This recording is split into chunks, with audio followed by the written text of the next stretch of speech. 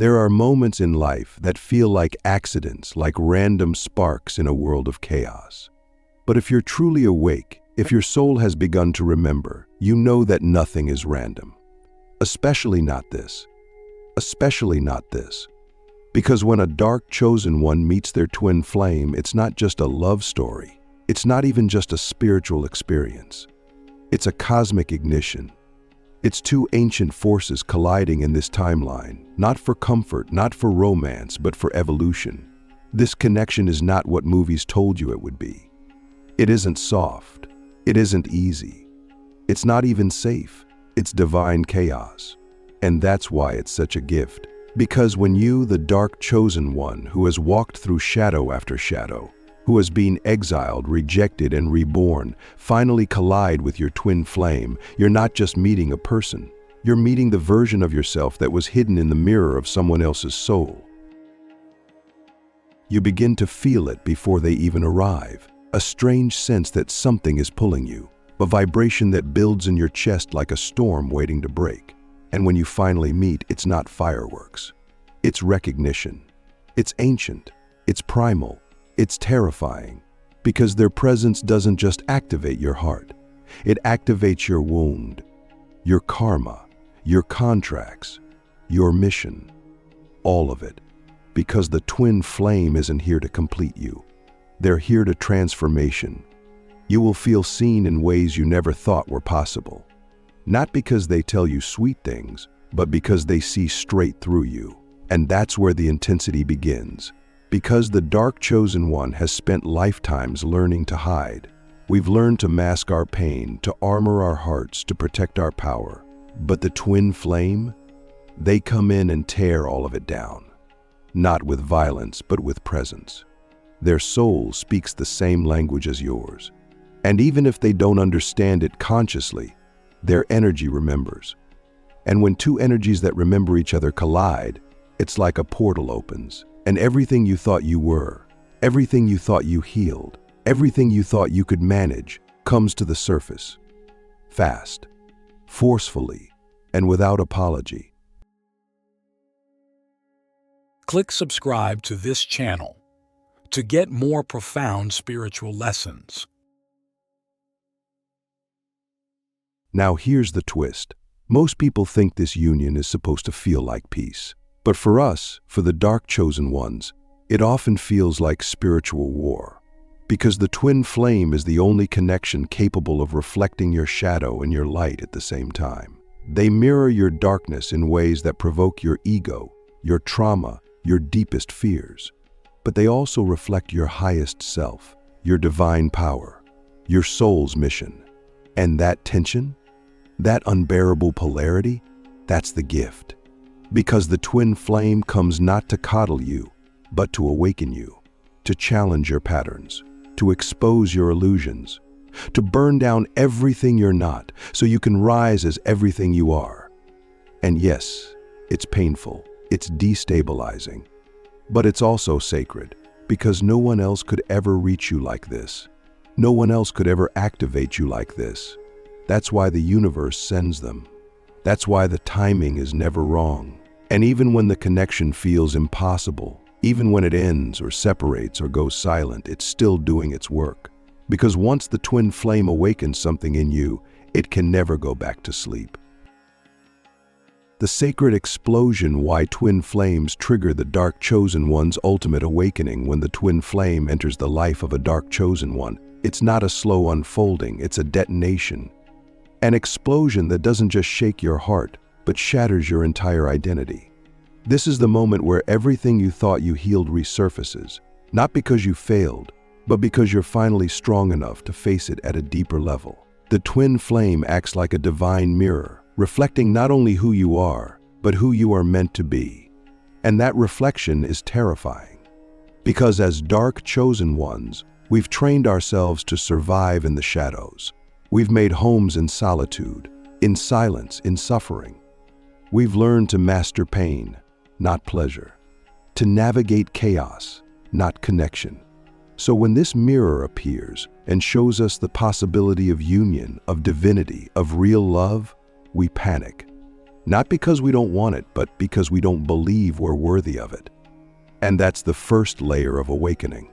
The shattering of the belief that we are too broken, too dark, too much.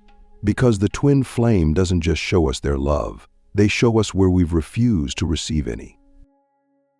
That's why this connection triggers so much inner conflict. You begin to notice thoughts you didn't know were still running in the background. What if I mess this up? What if they leave? What if I'm not enough? And the most dangerous one of all, what if I don't deserve something this powerful? These thoughts weren't born with the twin flame.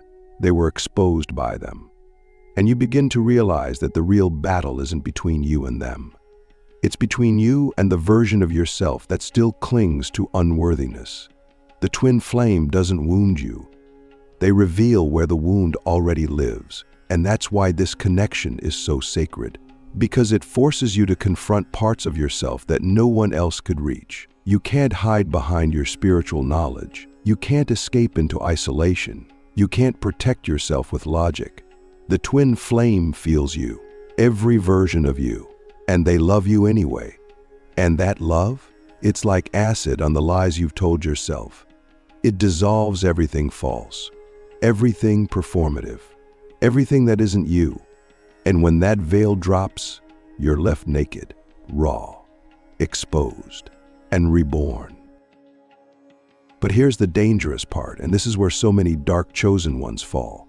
We start to believe that the twin flame is the source of our awakening, that without them, we will crumble, that if the connection ends, the magic ends. But that's the illusion. Because the truth is, the twin flame was never the source. They were the spark, the ignition, the divine trigger that activated your next level, but the fire that lives inside you. And this is where you must rise. Because the purpose of the twin flame is not to complete you, it's to awaken you to your own divinity, to show you a version of yourself that you forgot existed, a version that is capable of holding both intense love and intense truth. And whether they stay or leave, whether the union lasts or separates, the initiation has already begun. You are different now. You can't go back. You've seen too much, felt too much, remembered too much. The awakening has been set in motion. And from this point forward, the question is no longer will they come back. The question is, what will I do with who I've become because of this?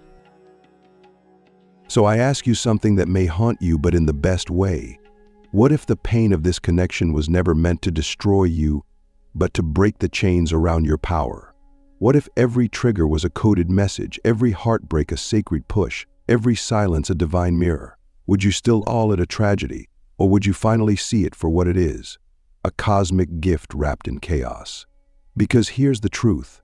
The twin flame doesn't just awaken your heart. They awaken your mission. Suddenly, you remember why you came here. You remember the frequency you carry. You remember that you are not just here to survive. You are here to lead, to create, to embody a love so pure it terrifies people. And that love? It starts with you, not them, you. Because the final stage of the twin flame journey isn't union with the other. It's union with yourself. The version of you who no longer fears your shadow. The version who no longer begs for love, but becomes it. That's what this is really about. That's the sacred explosion. And that's why it's the greatest gift of all. Ascension or separation, the final test of the dark chosen one's heart. There comes a point in every twin flame connection, especially when one or both of you is a dark chosen one, where the intensity becomes unbearable. Not because the love is gone, but because the soul is demanding evolution. And this is where the test arrives. Do we ascend together, or do we separate so the ascension can happen individually? This is the edge, the razor's blade. It's the moment where your ego begs for union, but your soul whispers for transcendence. And this is the most brutal paradox of all, that sometimes the one who awakened you is not the one who walks beside you. Not because they failed, not because you failed, but because the mission demanded it. You see, the twin flame journey isn't about romance, it's about rebirth. And rebirth is messy. It's sacred, but it's violent. It destroys everything that was built on illusion. It burns the parts of us that played small. And in that fire, we are given a choice. Do we cling to the connection, or do we rise into the version of ourselves the connection was meant to activate? This is the final test of the dark chosen one's heart. Because we love deeply, fiercely, obsessively even, but we also carry abandonment wounds, karmic loops, ancestral pain. And when the twin flame steps back, or when we're called to step away, we feel like we're dying. And in a way, we are. The version of us that believed love had to look a certain way is dying. The version of us that thought union meant attachment is dying. And what remains is the rawest truth.